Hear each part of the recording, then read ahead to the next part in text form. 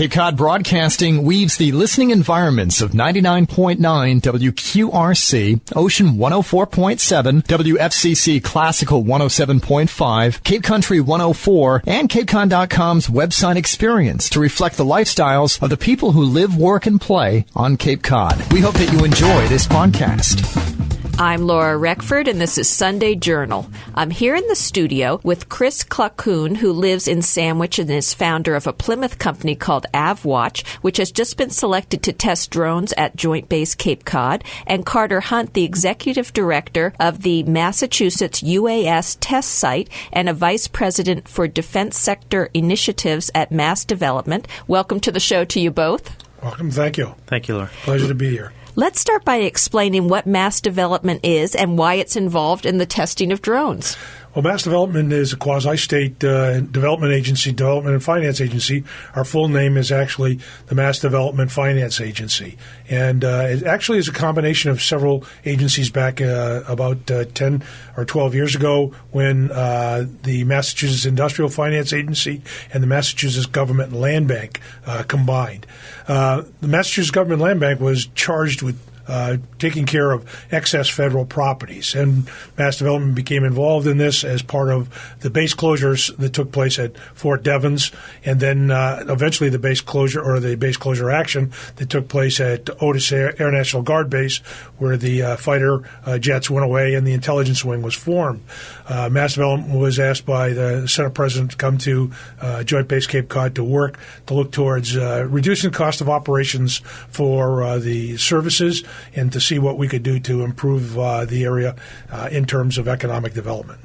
And then you got involved with this idea of developing drones. Absolutely. What happened was we were sitting around with Chris Willenberg, the head of MassDOT Aeronautics, and Colonel Kimo Schiavi, who is the executive director of Joint Base Cape Cod at the time. The Congress had just charged the FAA with setting up 6 test sites.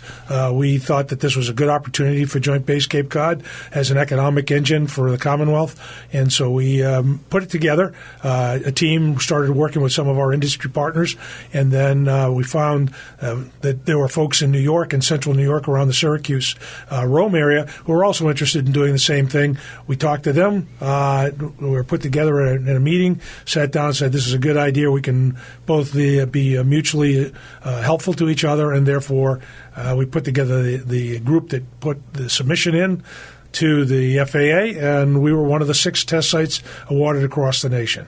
So it was actually the name of the test site is the Griffith International Airport. At the last minute, the FAA said it had to be a public entity.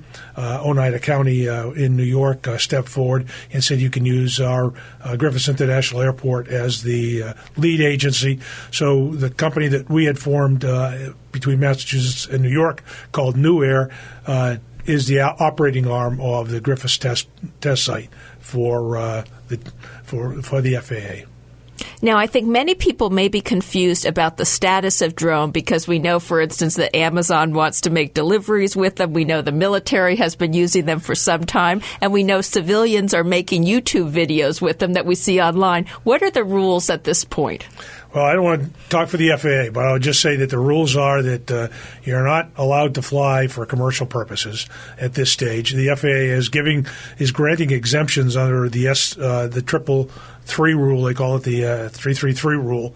They're granting exemptions for some of the companies to do some work. For example, film companies are being allowed to use unmanned aircraft to fly over various film operations, but those are restricted in use, and some of the other uses are also in the real estate business where people are being allowed. But those exemptions are specific to those people and very specific to a use and to a location.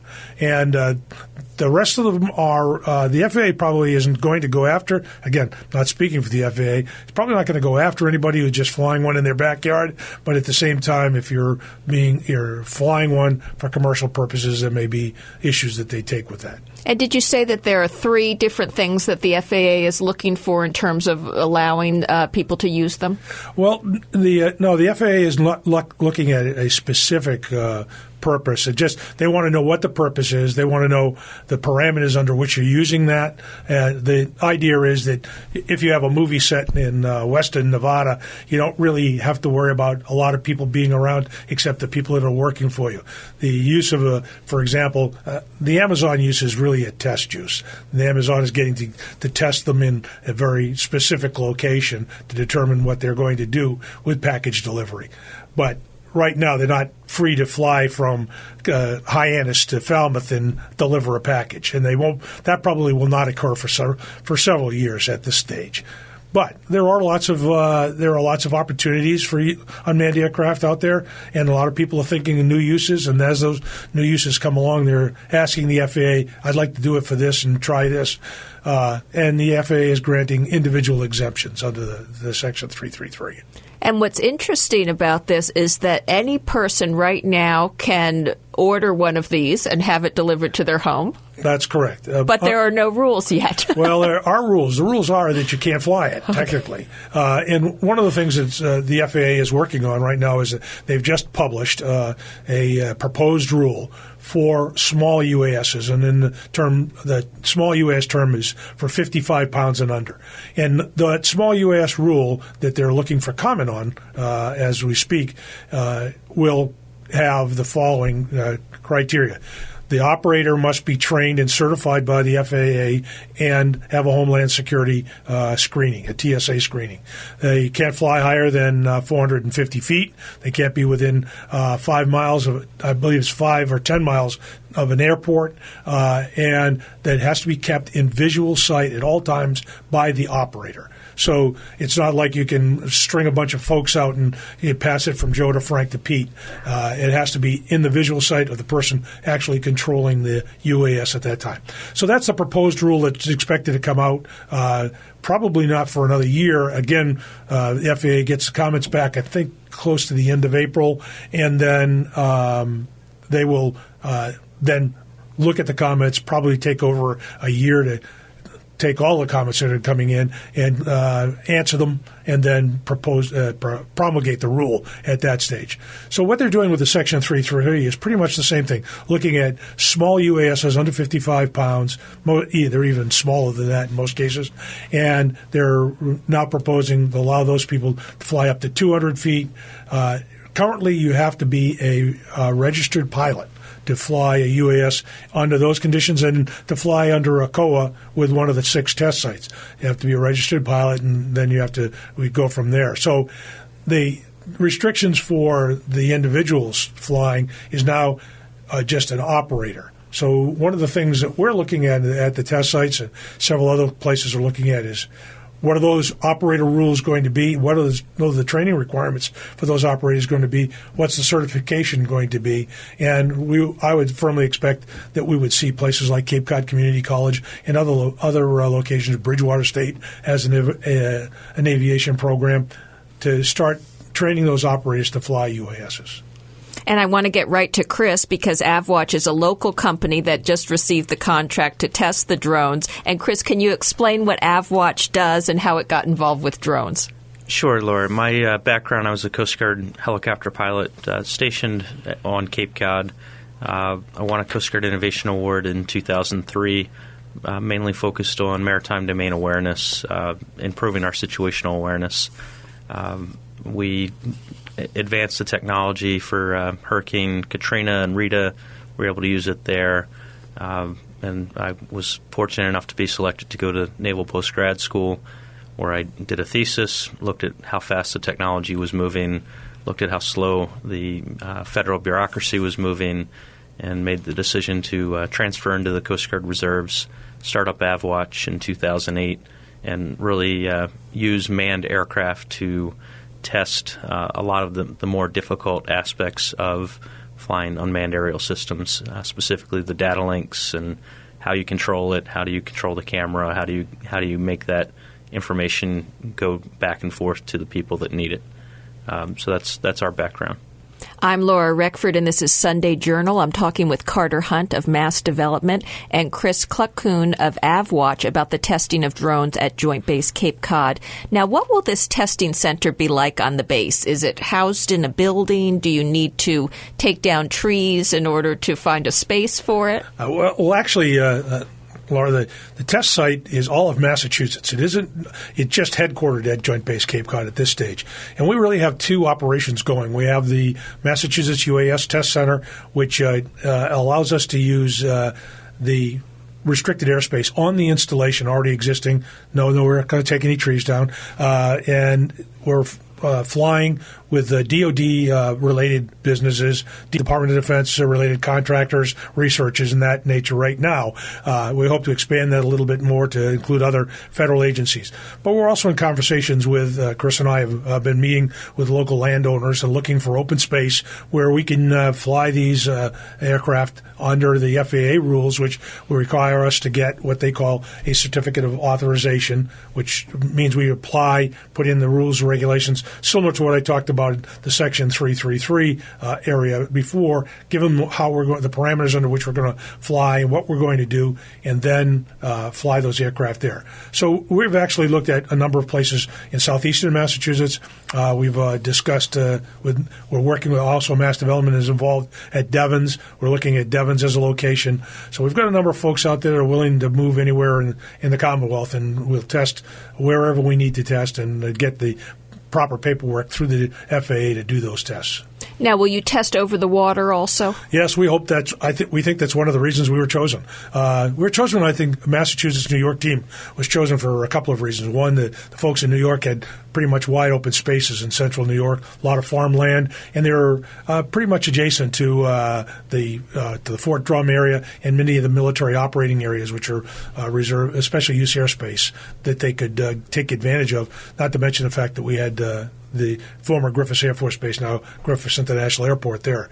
So their airspace is relatively uncrowded, so they could do a lot of the testing there. And then they could come to Joint Base Cape Cod in Massachusetts, and we could look at testing in more congested airspace, number one, and number two, the ability to fly over water into some of the warning areas that are out there, which, again, are special use airspace that we could use to fly in that no one else is allowed in once you're in there and you're flying and you've got the restrictions from the owner of the airspace. So it gives us an opportunity to do what we essentially call the crawl, walk, run phase of learning how we can integrate, and that's the purpose of the test sites, is to integrate the small unmanned air system, unmanned aircraft systems into the national airspace so that we can fly them compatible with private aircraft and commercial aircraft in the national airspace. And Chris, you talked about your research into drones and realizing that the regulations hadn't really caught up to these things. What are some of the issues with the average person running one of these things? Well, one, as a pilot, one of my concerns is having them fly above the 450 feet. Typically, manned aircraft are always 500 feet or higher. So somebody that's not aware of airspace issues and traffic management could fly that up into areas where we have commuter planes flying and private pilots flying. What would happen if a drone hit and I know they're different sized drones, but have there been studies about what happens if a drone hits an aircraft? Because I guess it's a bit on the honor system right now in terms of people not having them go higher than that, because my understanding is they can go higher than that, the ones you can buy. Correct, and I would treat it much like a small bird. There's a lot of history of birds impacting aircraft, and if they hit the windscreen, it can come in and incapacitate a pilot and down an aircraft. Outside of that, the smaller UAVs would just probably damage a wing or a prop. We have to be careful about the analogy. A bird is a soft, fleshy thing with a lot of feathers. Some of these even a small aircraft have metal parts and pieces that can cause other damage, especially to a jet engine or a turboprop engine that is sucking in air to use as part of its process. So this, what Chris has said, is the critical aspect of it. That FAA is very concerned, and the pilots union and all the rest are concerned that these unmanned aircraft are being flown willy-nilly through the space without control. And one of the reasons the FAA has been so strict about having a pilot involved in the controls of even an unmanned aircraft is that pilot has that situational awareness that Chris just spoke of about the ground awareness, altitude awareness, and awareness of other aircraft in the sky. So there's that's the real difficult portion of how we're going to get this. Massachusetts is built in an economic system where we've got a lot of high-tech folks that can work and devise some of the things that are going to be needed, like some of the miniaturization of some of the radar systems and other things that'll identify the aircraft, the air traffic controllers, and certainly identify them to the folks that are flying manned aircraft. So the question is, how do we control the hobbyist folks and make sure that they're smart enough to know that this is what's going on? And the FAA has got a program on in line right now that says if you buy one of these, this is what you should know. And it's a handout that people should have, and it tells them how that aircraft should be operated and what are the safe levels of operation for them. Now, when you buy a drone in this country, do you get that list of things? Yeah, it's not quite that sophisticated at this stage, and I think that obviously the proliferation of these machines throughout the country sort of caught the FAA by surprise, I would say, and that's what this folder is, this handout is, that they're trying to get all of the manufacturers and the retailers to make sure that folks know how to safely operate that UAS. And now your timeline out at the base, Chris, how long do you think it will take you to do this testing? We've discussed it. It's not going to happen probably within the next 3 months. It takes 60 days for the FAA approval process to go through. So 3 months is a good running estimate right now. For when you start up? Correct. And then how long will it all take? Well, the FAA test site is good through 2017, and it will. There is renewals also in the process. What we see happening is we see that we're going to have more and more folks coming. Is once we get up and running and start some of this, we have had testing already going on at the Massachusetts UAS test site in the restricted airspace. Some of our federal research agencies have been coming up and flying there under our auspices there. But with Chris's team, we're expanding our operation, getting ready to look across the entire Commonwealth and hopefully be able to service anyone who's interested in coming and doing test flight. Again, we still have requirements that we have to go through the FAA, and each of those requirements, hopefully, as we get more and more sophisticated, the FAA is going to give us more and more latitude and ability to quickly move with some of these tests. And I think you're going to see a transition from testing and trying to make all this work to getting it refined and implement it into our day-to-day lives and improving how we do crop management and improving how we protect our marine mammals, improving how we do search and rescue. You'll see that integrated into the airspace in a safe, efficient way. Really fascinating topic, and unfortunately we're out of time. Thank you so much, Carter Hunt and Chris Kluckhuhn, for being with me here today to talk about drones. My pleasure. Thank you very much for having us. Thank you, Laura. I'm Laura Reckford, and this is Sunday Journal. This podcast is a presentation of Cape Cod Broadcasting, which is solely responsible for its content. Thank you for listening. For more information, please visit us at capecodbroadcasting.com.